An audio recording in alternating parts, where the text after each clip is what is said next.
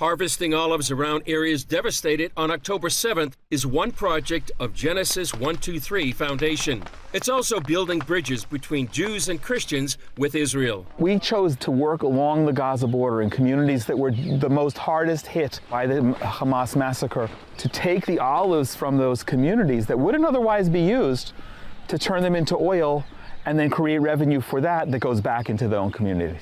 Founder Jonathan Feldstein says a key goal is making meaningful relationships. Everyone is overwhelmed, grateful, excited about the fact that these Christian volunteers have come, especially now.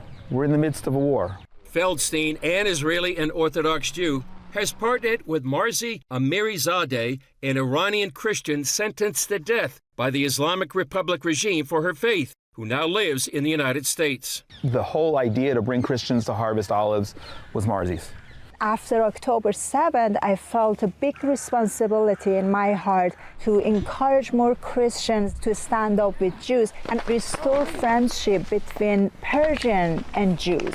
Marzi met Feldstein and his family 2 years ago during her first visit to Israel, and they realized they shared a similar vision. The vision that God gave me is root and branch. The verse from Romans 11 referencing the Jews as the root, supporting the branch. And then from Ezekiel 36, the prophecy of when the Jewish people come home, the land will blossom again.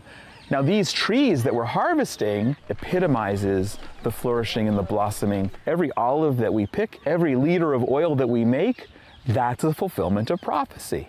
Helping the land heal brought Sarah Stewart, her husband Luke, and their 6 children to Israel. They had to take multiple flights from their Alaskan home to get here. We lived in this small Eskimo village of 100 people above the Arctic Circle. As we learned Hebrew, we learned what God is doing in the land of Israel. October 7th happened. When I saw some of the pictures of the children who were taken captive, I realized that those could have been my kids. For a year, I've been trying to come, wanting to do something, wondering what I can do. Sarah says her kids forage berries back home in Alaska, so shaking olives from trees is easy. This is a really, really fun time for us.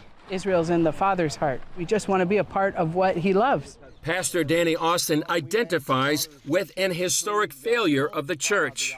When the Holocaust took place, the world was blinded, or they didn't want to see, and they said it wasn't real, and so they just walked away. So here we are with 18 people. I'm going to go back and tell our church, they know the Bible and they know how important it is to be involved with what's taking place in Israel. Cindy McCain tells CBN News that she came from Georgia to see the situation firsthand and spread the word back home. To bear witness to people in the United States of what Israel has gone through, and that's one thing that breaks my heart. Jonathan helped me to visit all the communities that were destroyed by terrorists, and it was very heartbreaking. Since Marzi experienced torture in Iran, she can uniquely identify with the suffering here. I was in prison. I was sentenced to death by hanging just because of, believing in Jesus. And the regime executed my best friend. They killed my husband. So to see what happened to Israeli people, I totally understand their pain and sufferings. Gad Sobel told the group how Hamas kidnapped his twin grandsons, Ziv and Gali, from their home in Kfar Aza and remain in captivity. We are waiting every day to get them alive. In response to God sharing about his grandchildren in Gaza, the group gathered around in an impromptu show of support. Christians always want to pray, and that was organic. That just happened. When Cindy prayed and when Marzi prayed and you saw the tears streaming down her face, that was real. That was powerful. Those are the meaningful relationships. Chris Mitchell, CBN News.